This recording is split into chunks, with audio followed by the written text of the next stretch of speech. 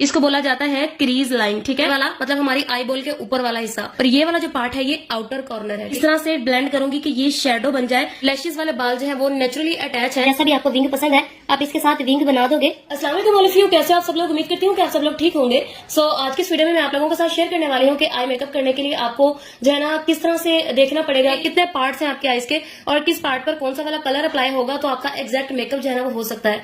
तो हम जो है ना इस तरह से स्टार्ट करेंगे। मैं एक आईज पर आपको जो है ना इस तरह से मार्जिन बना के दिखाऊंगी, दूसरे आईज पर हम जो है वो कलर्स अप्लाई करेंगे, देन देखेंगे ये वो कंप्लीट होने के बाद किस तरह का दिखता है। जब हम अपनी आईज को बंद करते हैं ना तो हमारे आईज का ये यहाँ से लेके यहाँ तक वाला वाइड हिस्सा है, इसमें हमें नहीं पता कि हमने कंटोर कहाँ तक करना है, हाईलाइटर कहाँ लगाना है, वेलवेट कलर कहाँ लगाना है, कुछ नहीं पता। हम बस अपनी मर्जी से जहां दिल करता है, जो कलर दिल करता है हम लगा देते हैं।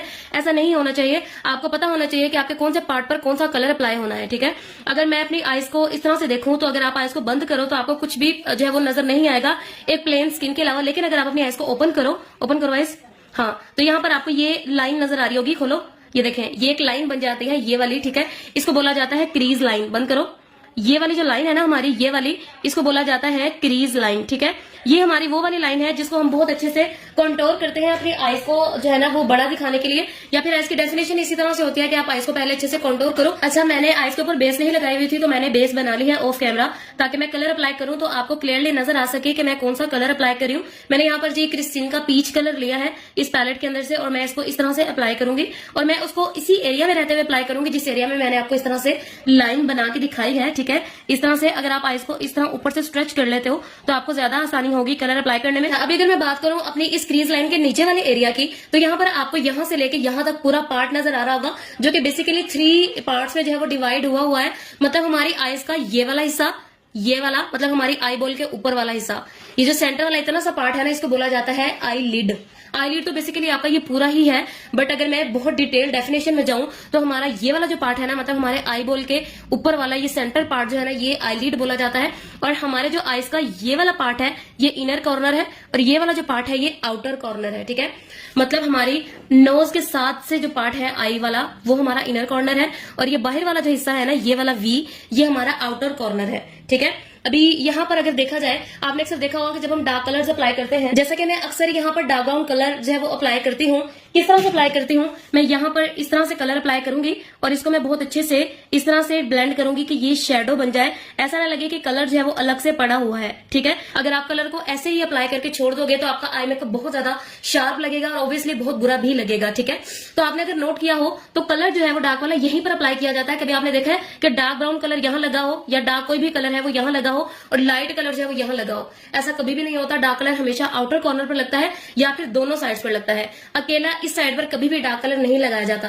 इसी वजह से होता है कि हमारी आई मेकअप की थ्योरी ही ये है कि हमारा जो आउटर कॉर्नर है यहाँ पर डार्क कलर लगता है, और बाकी जो हमारा यहाँ से यहाँ तक वाला पार्ट है ना, यहाँ पर आप कोई भी जो है वो वेलवेट शेड लगाओगे, ठीक है, जो भी आपके ड्रेस में अवेलेबल है, गोल्डन, सिल्वर, पिंक, कॉपर, जो भी कलर अवेलेबल है वो आप लगाओगे। जैसा कि मेरे पास यहाँ पर ये कॉपर शेड है, ये मैं यहाँ पर अपनी आई के ऊपर अप्लाई करूंगी, बट मैं इसको जो है ना इस तरह से अप्लाई करूंगी और मैं इसको इनर कॉर्नर तक लेके जाऊंगी, बट मैं इसको आउटर कॉर्नर पर लेकर नहीं आऊंगी, ठीक है।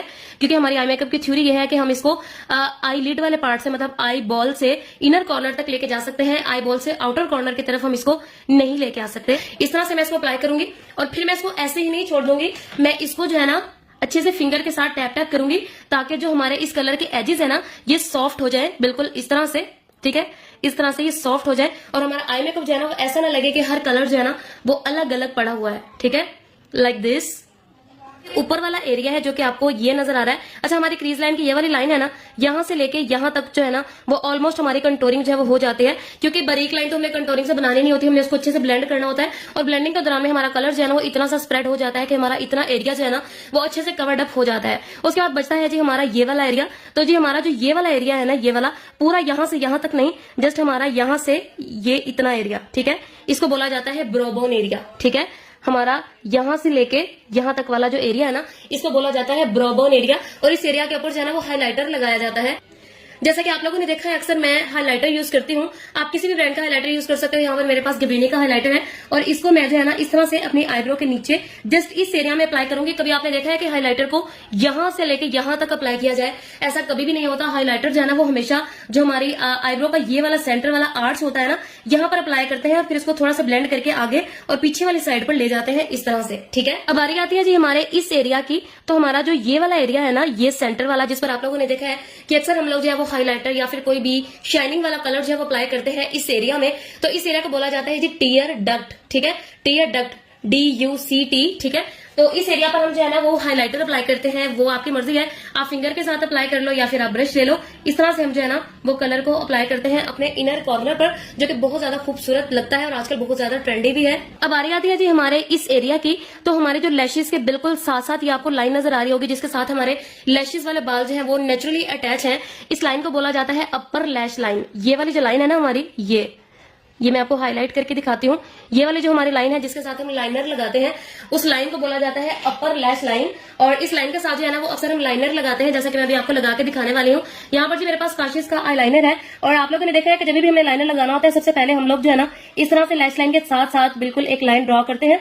उसके बाद विंग बनाना जो है वो अलग प्रोसेस है, वो आपको पता है कि आपने बनाना ही है। ठीक है, बट हमारा फर्स्ट स्टेप जो है ना वो इस लैश लाइन के साथ साथ लाइन लगाना है। तो आपने याद रखना है कि आपकी जो ये लाइनर वाली लाइन है ना, इसको बोला जाता है अपर लैश लाइन। ठीक है, इस तरह से हम कलर अप्लाई करेंगे। देन हम छोटा सा या जैसा भी आपको विंग पसंद है, आप इसके साथ विंग बना दोगे लाइक दिस। खोलो इस, फिर बंद करो, फिर खोलो, फिर बंद करो। ठीक है, इस तरह से आएगा कुछ। अब बारी आती है जी हमारे आईज के नीचे वाले पार्ट की। तो आप लोगों ने देखा होगा अक्सर हम आईज के ऊपर जो है वो मेकअप करते हैं, आईज के नीचे भी मेकअप किया जाता है। तो आपको पता होना चाहिए कि आपकी आईज का जो नीचे वाला पार्ट है उसको क्या बोला जाता है। तो अक्सर आप लोगों ने देखा होगा कि जो हमारी लैशेस वाली लाइन है ना, ये वाली, इसके बिल्कुल नीचे कलर अप्लाई किया जाता है। कभी आपने देखा है ऐसा कि लैशेस छोड़ के यहाँ पर कलर अप्लाई हुआ हो? ऐसा कभी भी नहीं होता। कलर हमेशा जो है ना वो लैशेस के बिल्कुल नीचे अप्लाई किया जाता है। डार्क कलर भी अगर आपने लगाना है तो लैशेस के बिल्कुल नीचे अप्लाई होगा और उसके साथ लाइट कलर के साथ ब्लेंडिंग होगी। तो जी इस पार्ट को बोला जाता है lower lash line, lower lash line. ठीक है, तो सेम कलर जो आप हमने आईज के ऊपर लगाया था वही मैं जो है वो आईज के नीचे अप्लाई करूंगी इस तरह से। अगर आप जो है वो कोई डार्क कलर लगाना चाह रहे हो या फिर कुछ लोगों को स्मोक जो है वो स्मोक टाइप लुक जो है वो पसंद होता है, या फिर काजल किसी को बहुत ज्यादा पसंद होता है, तो आप उसको जो है ना लैशेस के बिल्कुल साथ रख के लगाओगे। ऊपर देखो, लैशेस के बिल्कुल साथ रख के लगाओगे। उसके बाद आप किसी भी लाइट कलर के साथ उसको ब्लेंड आउट कर दोगे। मैक्सिमम आपका जो कलर है ना वो यहाँ तक आता है, इससे ज्यादा नीचे कलर जो है ना वो नहीं लेके जाते, क्योंकि वो अच्छा भी नहीं लगता। ठीक है, ऊपर देखो, तो हम बहुत अच्छे से लोअर लैश लाइन के साथ साथ कलर अप्लाई करेंगे और ये कंप्लीट होने के बाद दिखेगा कुछ इस तरह का। बंद करके दिखाओ, फिर खोलो, फिर बंद करो। तो जी आई मेकअप कंप्लीट होने के बाद दिखेगा जी कुछ इस तरह का। आइस खोल के बंद करके दिखाओ इनको। ठीक है, अगर आप इस मेथड को फॉलो करके और इसके हिसाब से इस टेक्निक को यूज करके आप आई मेकअप करते हो ना, चाहे आप स्मोकी आई करो, चाहे आप कॉर्नर सर्किट करो या आप स्मज मेकअप, किसी टाइप का भी आप मेकअप कर रहे हो, अगर आप इस टेक्निक को फॉलो करके इस बात को माइंड में रख के कि आईज के किस पार्ट पर कौन सा कलर अप्लाई होना चाहिए, आप उस हिसाब से मेकअप करोगे ना तो आपका मेकअप बहुत खूबसूरत होगा। तो आप लोगों ने जब भी मेकअप करना है, आपने इस टेक्निक को यूज करके इस बात को माइंड में बिठा के कि कौन सा पार्ट है, कौन सा कलर लगना है, देन आपने मेकअप करना है। और इस टेक्निक को जरूर ट्राई कीजिएगा, आपको खुद पता चलेगा, वाज़ेह फर्क नजर आएगा आपको कि आपके बिफोर मेकअप में और आफ्टर यूजिंग दिस टेक्निक जो है वो किस तरह का लुक जो है वो आपने क्रिएट किया है। तो वीडियो आप लोगों को कैसा लगा कमेंट करके जरूर बताइएगा। होप सो कि आप लोगों को बहुत कुछ नया सीखने को मिला होगा। इसके साथ ही मुझे इजाजत दे, दुआ में याद रखिए, मिलते हैं कोई नई वीडियो में, तब तक के लिए अल्लाह हाफिज।